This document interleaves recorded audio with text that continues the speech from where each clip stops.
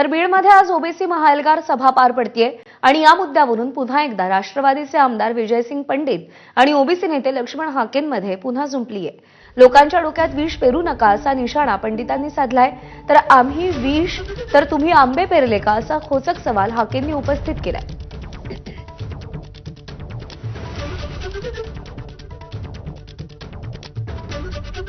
स्थानिक स्वराज्य संस्थेच्या ज्या काही निवडणुका आहेत त्या गेल्या 9 वर्षानंतर परत आता होऊ घातल्यात।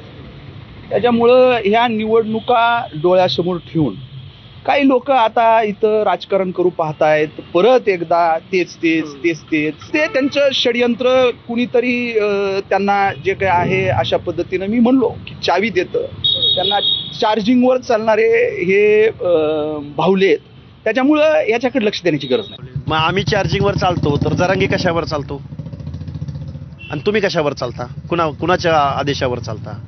त्यामुळे चावी प्रत्येकाची चावी असते। चाव्या तुमच्या शोधायला लावू नका आम्हाला। मग शरद पवाराची चावी, अजितदादा पवाराची चावी पण खोलावी लागल आणि ह्या चाव्या लवकर बंदिस्त कराव्या लागतील। जरांगींना कोण चावी देते? जरांगींना चावी कोण? मग शरद पवार देत आहेत, अजित पवार देत आहेत।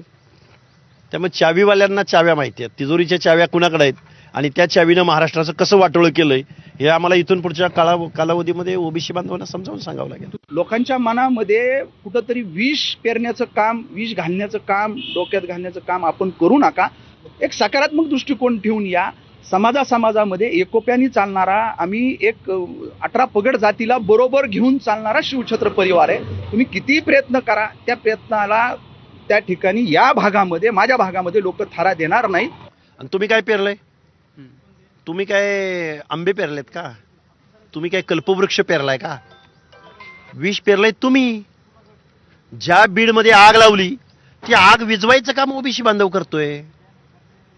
त्यामुळं पंडितांनी, आता पंडित जास्त दिवसाचे नेते राहतील असं मला नाही वाटत। तुम्ही आमच्यावर हल्ले केले, आम्ही हक्क अधिकार लोकशाही मार्गानं ओबीसींची भाषा बोलायला आलो होतो, तर तुम्ही आमच्यावर दगडी मारता।